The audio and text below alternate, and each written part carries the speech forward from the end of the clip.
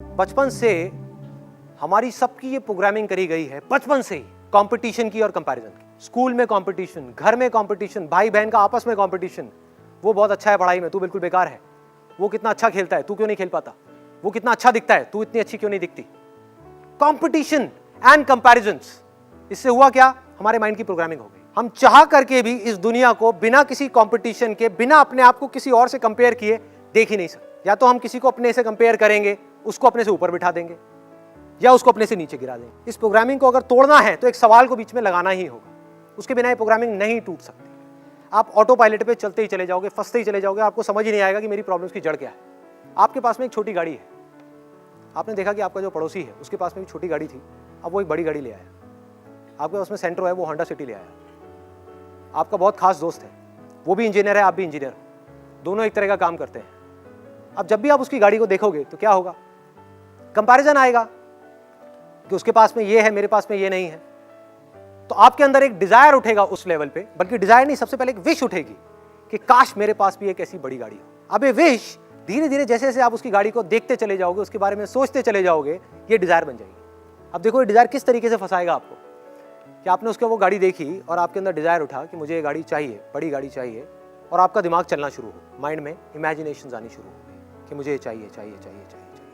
आपने रास्ते निकालने शुरू कर दिए, इन डिजायर्स के अकॉर्डिंग माइंड ऑटोमेटिकली रास्ता निकालता है कि अब ये कैसे मिल सकती है, जल्दी से जल्दी ये कैसे मिल सकती है। उस वक्त हमको और कुछ दिखाई नहीं दे रहा होता, कुछ और चीजें समझ नहीं आ रही होती। और हुआ क्या कि आप गए और कुछ महीने बाद जा करके एक गाड़ी खरीद करके ले आए, फाइनेंस करा ली।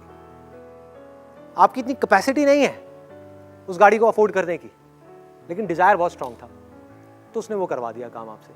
अब जैसे ही आपने फाइनेंस कराई, आपकी जो सेविंग्स थी वो भी उसमें लग गई, प्लस मंथली इंस्टॉलमेंट्स बन गई। आपकी सैलरी का एक बहुत बड़ा हिस्सा 20% या 30% उस इंस्टॉलमेंट में जाने लग गया। सोचो, अगर आपके बॉस को इसके बारे में पता लग गया तो वो क्या कर सकता है।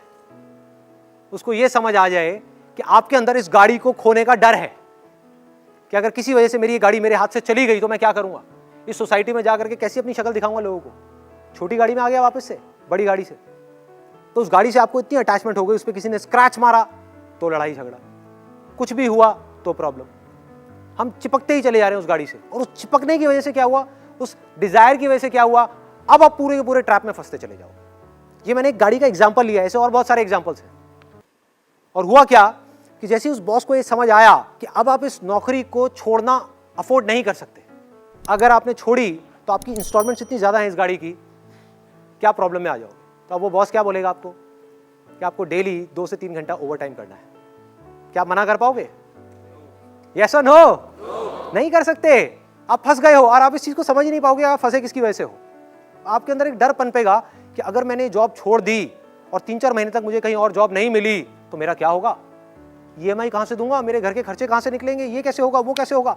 फंसते चले गए। आपके अपने डिजायर ने बॉस के थ्रू आपको फंसा दिया, और उसके बाद में जैसे जैसे आप आगे बढ़ते चले जाओगे, वहां पर जितना आपका टॉर्चर होगा, वो टॉर्चर आकर के आप कहां निकालोगे, अपने घर पे, अपनी फैमिली पर गुस्सा करोगे। तुम्हें पता नहीं है मेरे पे कितना प्रेशर है, मेरे पे कितना स्ट्रेस है। इस स्ट्रेस को क्रिएट किसने किया?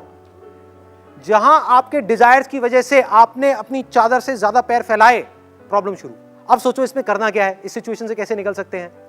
कि जिस वक्त हमारे अंदर ये डिजायर उठे कि मुझे भी ये बड़ी गाड़ी चाहिए या कुछ भी चाहिए, तो अपने आप से रुक करके पूछना है, क्या सच में मुझे चाहिए, या सिर्फ कंपैरिजन की वजह से, कंपटीशन की वजह से मैं अननेसेसरी अपने ऊपर एक प्रेशर क्रिएट कर रहा हूं। Do I really need it? जहां आपने सवाल पूछा, आप इस पूरी की पूरी प्रॉब्लम से 1 सेकंड में बाहर आ गए।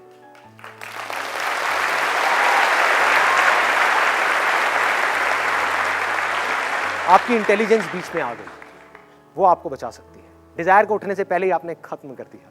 आपने कहा मुझे गाड़ी नहीं चाहिए, मुझे आजादी चाहिए, आई नीड फ्रीडम, कि अगर मुझे उस जॉब में मजा नहीं आ रहा और मुझे लात मारनी पड़े उस जॉब को, तो मैं 1 सेकंड भी ना लगाऊं, लात मार दूं। मुझे एक स्ट्रेस फ्री लाइफ चाहिए, मुझे एक टेंशन फ्री लाइफ चाहिए। इन सब में कोई ट्रैप नहीं है। जहां हम चीजों से जाकर के जुड़ गए, वहां पे ट्रैप ही ट्रैप है, सारी की सारी प्रॉब्लम्स है। करना क्या है उस सिचुएशन में? उस गाड़ी को छोड़ना है। क्या प्रॉब्लम है? गलती कर दी, गाड़ी ले ली बड़ी, बेच दो, छोटी गाड़ी ले लो, सारी प्रॉब्लम सॉल्व। लेकिन हमारा दिमाग कभी इस डायरेक्शन में जाएगा ही नहीं। सारा का सारा जो खेल है वो मन का है। मन है प्रॉब्लम। लोग कर क्या रहे हैं? अपने मन की सुन रहे हैं, मन से प्यार कर रहे हैं, भगवान से डर रहे हैं। करना क्या है? इसका उल्टा, भगवान से प्यार करना है और मन से डरना है।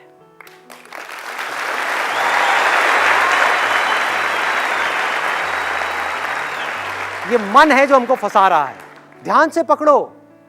बीमार हो गए, ये मत सोचो कि बीमार हो गए और जाकर के भगवान के सामने बैठना है।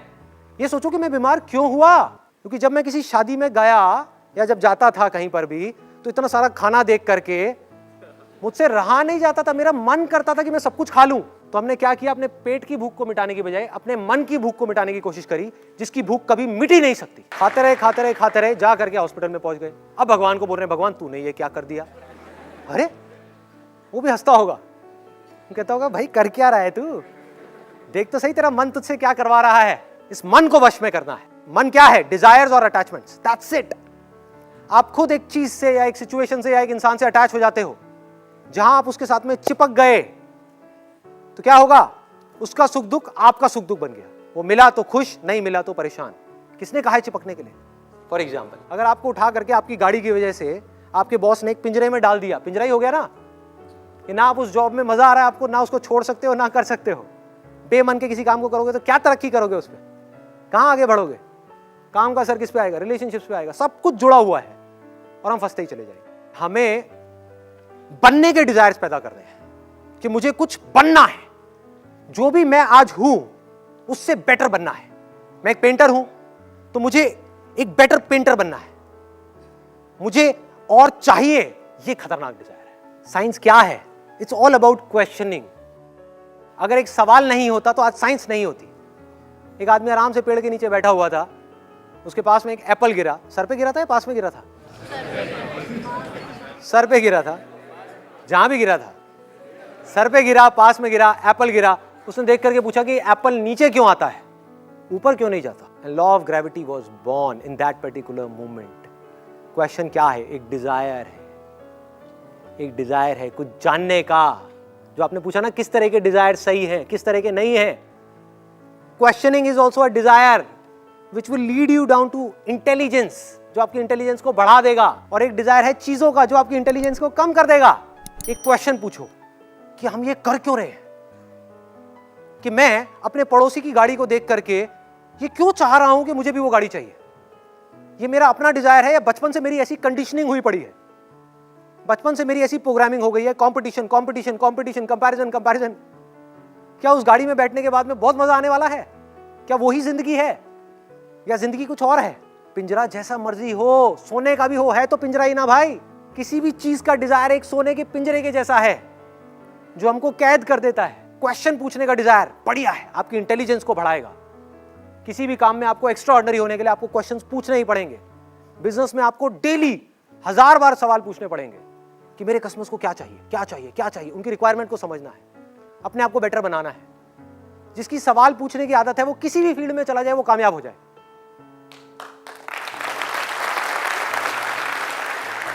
उसको कोई रोक नहीं सकता। सपोजिंगली 2 इंजीनियर्स हैं आईआईटी के अंदर, एक है जो सिर्फ रट्टा मार रहा है, एक है जो इस फंडे को समझ रहा है।